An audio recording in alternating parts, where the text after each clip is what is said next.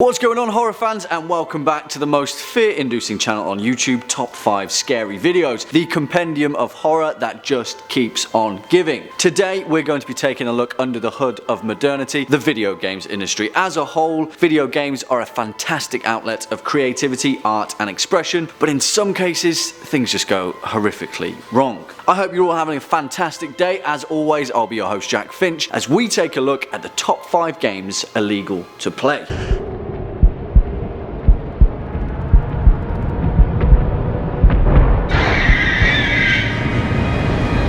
Before we begin, why don't you go ahead and hit that subscribe bell so you can stay up to date with our latest and greatest uploads. Also, share this video with a friend, enemy, your parents. Hi mum and dad. Now, a slight disclaimer, although in certain countries some of these games on this list are in actual fact very much illegal to play, for the most part in the rest of the world they're just straight up banned or not distributed by official channels, although you can still get your hands on them. So, kicking off at number 5, we have Postal 2. Released in 2003 as the synonymous sequel to 1997's original Postal, this game labels itself as a black comedy first-person shooter video game from creators running with scissors. Now, in all fairness, the reason this game is at number 5 is because I'm personally unsure whether it deserves such backlash. Yeah, it's bad, it's in poor taste, but the game's creators clearly marketed it as a niche game, with the tagline, "It's only as violent as you are." Nevertheless though, in 2004, New Zealand banned the game due to its gross and abhorrent content, with Australia soon joining suit, banning it due to excessive abhorrent content. They like that word. It went on to be banned in Malaysia, Germany and Sweden, although some of them would be later rescinded. In the game, you play the role of the postal dude, an everyday run-of-the-mill trailer park denizen who has to complete a certain number of tasks as peacefully or violently chaotic as the player chooses to. Religious cults, cannibalistic butchers, Al-Qaeda, Gary Coleman, it's got it all. Coming in at number 4, Standoff. Yeah.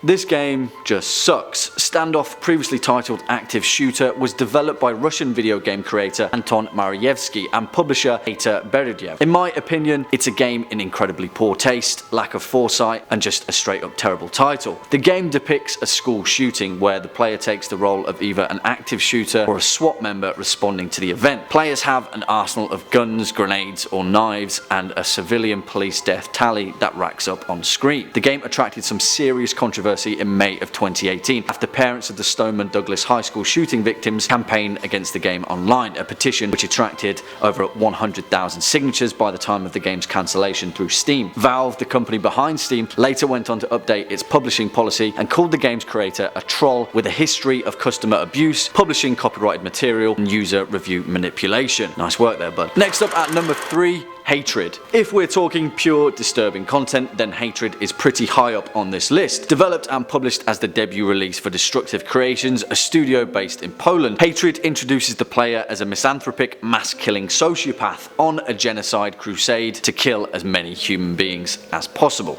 To say this game was controversial is a little bit of an understatement. The developers described Hatred as a reaction to video game aesthetic trends, political correctness, lightness, vivid colour, and games as art. Which, in a way, I'm all for. You can't have light without some dark, but these guys just totally missed the mark. The sake of being disturbing and shocking for the sake of being disturbing and shocking doesn't really give you the precedence to create offensive material without the outline of some kind of wider message, which this game doesn't have. It's just continuous violent murder wrapped up in a crappy game. Its soundtrack is pretty decent though. I'll give them that. Coming in at number 2, Sad Satan. Now, this game is a little bit of an enigma and pretty damn creepy nonetheless. First picked up on the YouTube channel Obscure Horror Corner in June 2015, it was initially thought to be a promotional stunt of the channel's popularity, which undeniably worked, but then things got a little bit real. Built on the Terror engine and developed by an unknown source, Sad Satan was reportedly downloaded to the internet through the Tor network via a deep web internet forum. It was referred to by a forum user known only as ZK, and then later released to 4chan by someone claiming to be the same user, claiming that people needed to witness the true version of the game. What exactly does it contain then? Well, not a whole lot of anything other than gore and other disturbing images from the dark places of the internet. The player walks down a monochromatic corridor as audio recordings of various murderers such as Charles Manson and Tsutomu Miyazaki are played. Real images of murder and beheadings pop up, and creepy child statues follow the player's movement. It's bizarre, it's weird, and if someone did create it as a release to the deep web, then it's even weirder. And finally, at our number 1 spot, Manhunt 2. This list wouldn't be complete without the most controversially banned game in history. A sequel to Manhunt, which I've actually played and is a pretty bleak game. Manhunt 2 was released in 2007 by Rockstar Games. The game actually has a pretty great storyline, but it's the execution of its content that got the public all riled up. You play as Daniel Lamb, a patient at Dixmoor Asylum who wakes up with amnesia, who is accompanied by Leo Casper,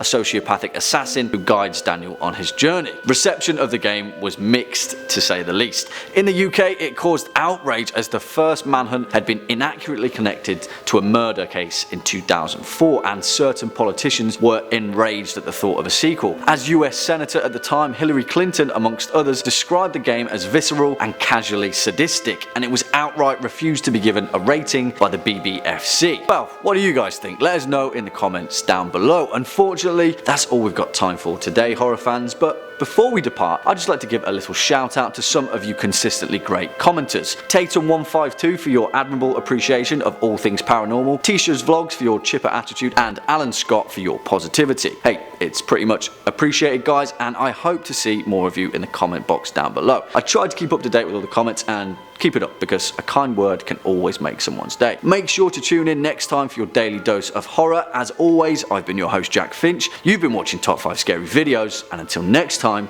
you take it easy.